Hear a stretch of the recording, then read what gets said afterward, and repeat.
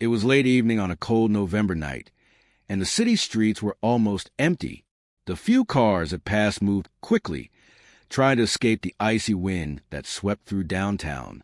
But under the glow of a flickering street lamp sat a boy named Ethan, his back pressed against a brick wall. His clothes were worn, his shoes barely holding together, and his hands were shoved deep into his thin jacket for warmth. At just 16 years old, Ethan was homeless. He had no family to turn to, no place to call home, and most nights he went to sleep hungry. Despite his situation, Ethan was not the kind of boy who gave up easily. He had always been fascinated by cars and machines. Back when his father was alive, before tragedy struck, Ethan would sit for hours in their small garage, watching his dad fix old engines.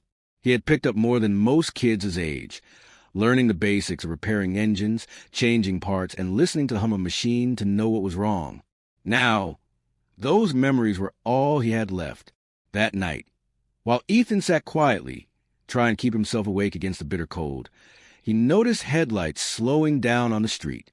A sleek black car rolled to a stop only a few yards away. At first, he thought the driver was just checking directions or waiting for someone.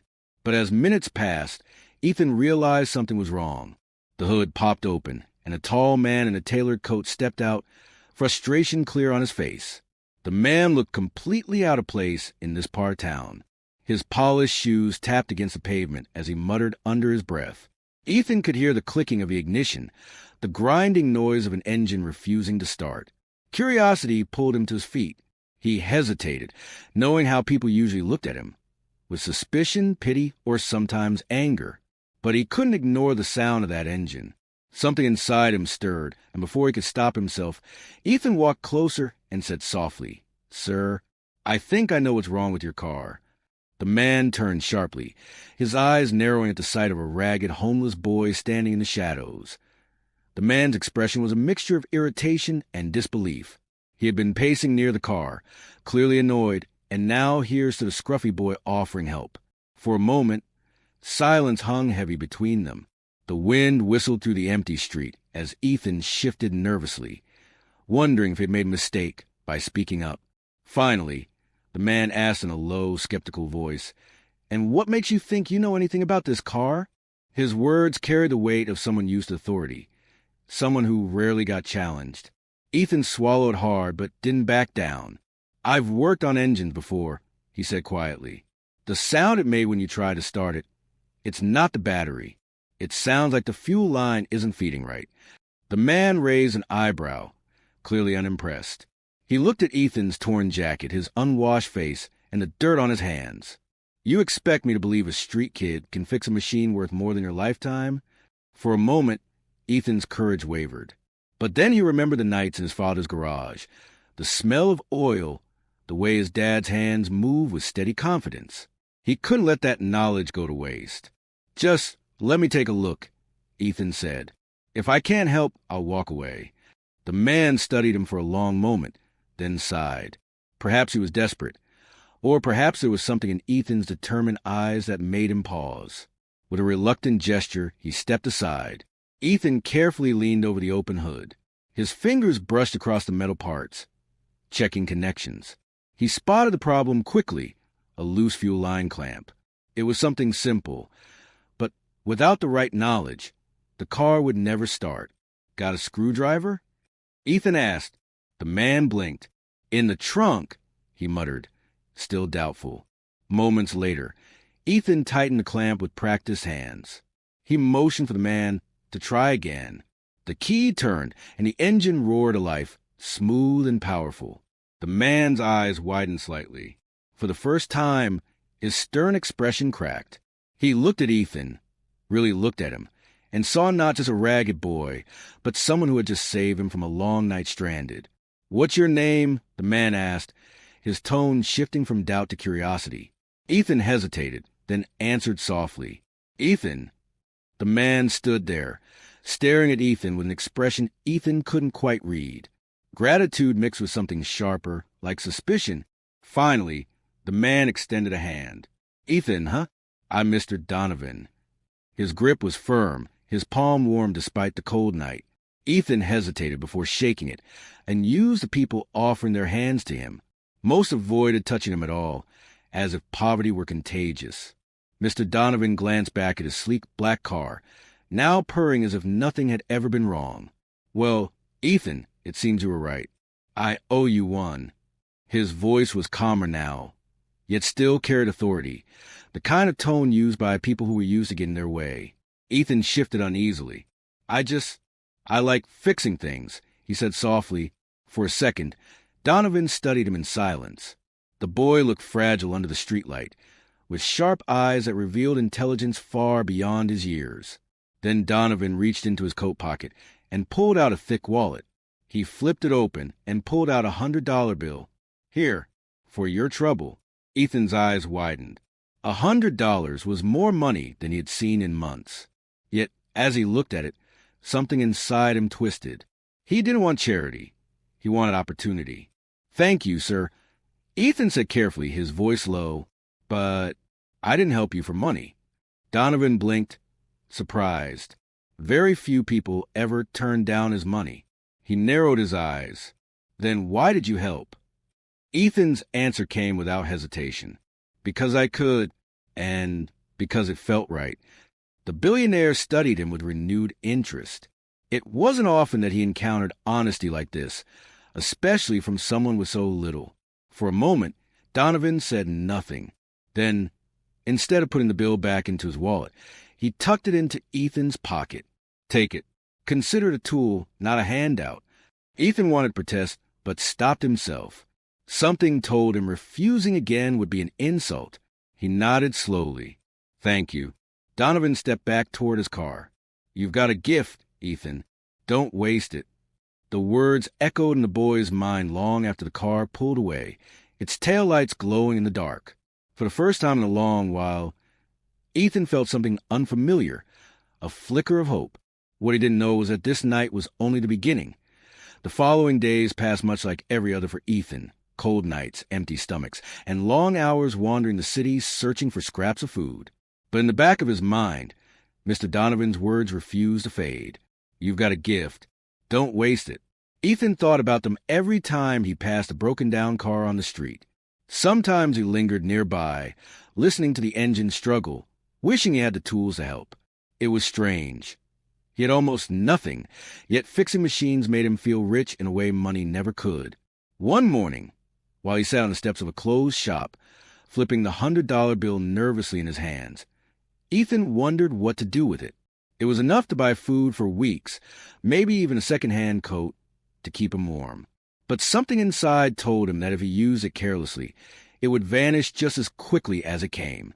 By afternoon, he made a decision. Ethan walked into a small hardware store.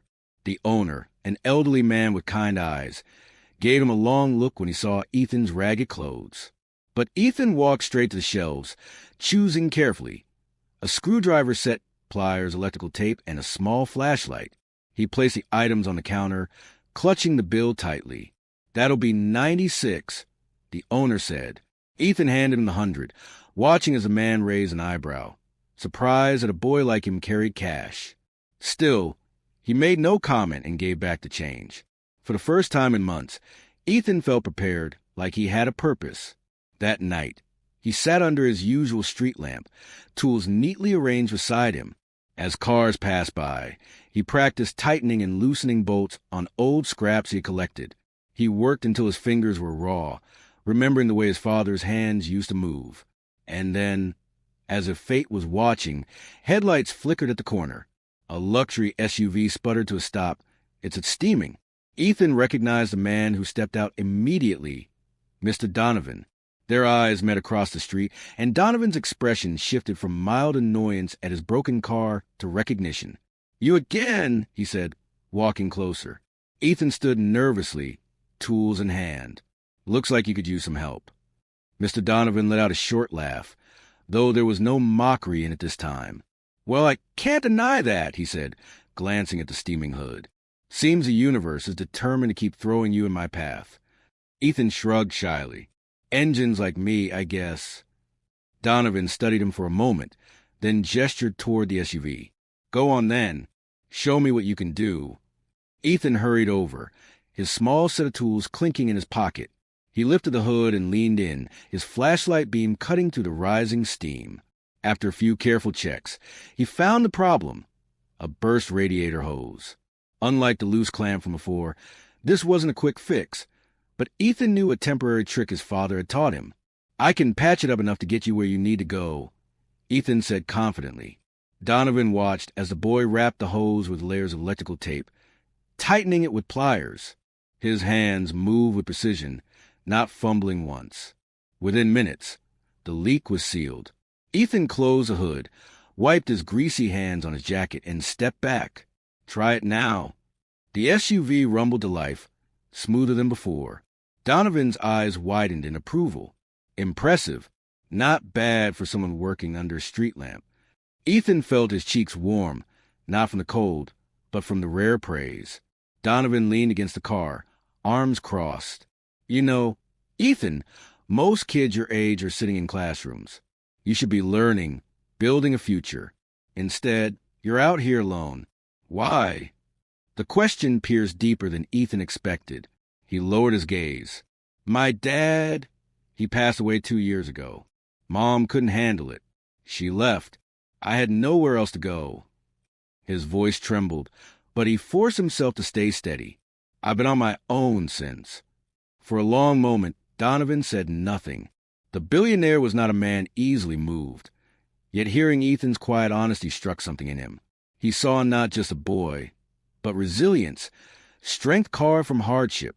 "You fixed my car twice now," Donovan finally said. "Maybe it's time I do something for you." Ethan blinked, uncertain. "What do you mean?" Donovan smiled faintly, a rare expression. "Meet me tomorrow, noon, at Donovan Motors headquarters. Think you can find it?" Ethan's heart pounded.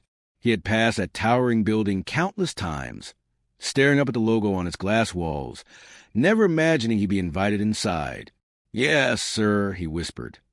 The next morning, Ethan woke up earlier than usual, though he hadn't really slept. Excitement and nervousness twisted in his stomach. He used a public restroom sink to wash his face and hands, scrubbing until his skin turned red. His reflection stared back at him. Messy hair, tired eyes, and clothes that still carried the stains of street life. He wished he looked different, but there was nothing more he could do. By noon, Ethan stood across the street from Donovan Motors headquarters.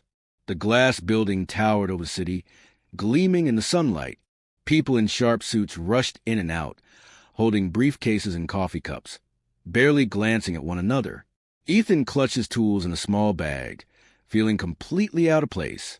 Still, he pushed open the revolving doors and stepped inside. The lobby alone was larger than any place he'd ever been. Polished marble floors reflected the chandeliers above. A receptionist looked up from her desk, her professional smile faltering when she saw Ethan's worn clothes. "Can I help you?" she asked cautiously. "I'm here to see Mr. Donovan," Ethan said, his voice quiet but steady. The woman raised an eyebrow, clearly doubtful. But before she could respond, a tall man in a dark suit appeared from the elevator. His commanding presence filled the room. It was Mr. Donovan himself. "Ethan," he called, his tone warm. "Right on time." The receptionist's eyes widened in shock as Donovan motioned for Boy to follow. Ethan trailed behind him, heart racing as they entered the elevator and soared upward. When the doors opened, Ethan stepped into a sleek office lined with glass walls overlooking the city. Expensive cars gleamed on display stands, prototypes of future models. Donovan gestured toward them. "This is where it all happens. Design, engineering, innovation." Ethan's eyes lit up. His fingers itched to touch the machines, to study every detail. Donovan watched his reaction carefully. "You've got raw talent, Ethan, not just luck. The way you spotted those problems, it's instinct, the kind you can't teach easily." Ethan looked at him uncertainly. "But I'm just a kid from the street." Donovan shook his head. "No, you're a mechanic waiting for a chance. And I'm going to give you one." Ethan stared at Mr. Donovan, unsure if he had heard him correctly. "A chance," he repeated. Donovan nodded. "Yes. Starting today, you'll be here as an apprentice. You'll learn from my top engineers, work with real tools, and see how cars are built from the ground up. Ethan's mouth went dry. The thought of stepping into a workshop filled with machines and experts felt like a dream far too big for someone like him. But I don't belong here, he whispered. I don't even have a home. I don't have anything. Donovan's gaze softened, though his voice remained firm. You have talent. You have determination. Those are worth more than anything money can buy. The rest we'll figure out. Tears stung Ethan's eyes, but he blinked them away, not wanting to appear weak. For so long, he had been invisible to the world. Now, for the first time, someone powerful saw him. Within hours, Donovan introduced Ethan to the workshop team. Men and women in lab coats and work uniforms looked at the boy with mixed expressions: curiosity, doubt, even disapproval. Whispers followed him as he walked past gleaming cars and advanced equipment. This kid? Really? One engineer muttered. He doesn't even look like he belongs in the lobby, another whispered. Ethan felt the sting of their judgment, but he clenched his fists and reminded himself why he was here. He wasn't here to impress them with his appearance. He was here to prove himself with his skills. Donovan raised a hand, silencing the room. This boy fixed my car not once, but twice, out there on the street, with nothing but scraps and instinct. That's more than raw talent. That's genius. The room fell quiet. Even those who doubted him couldn't ignore Donovan's words. Ethan was given a small corner of the workshop, along with a basic toolkit. As he ran his fingers over the shiny wrenches and ratchets, he felt something inside shift. For the first time in years, he wasn't surviving. He was beginning. That night, when the building emptied and silence filled the workshop, Ethan lingered. He touched the hood of a prototype car, whispering softly to himself, I won't waste this chance, Dad. I promise. Weeks turned into months, and Ethan's world transformed in ways he had never imagined. Every day at Donovan Motors was a test, and every night he stayed late, studying, practicing, and pushing himself harder.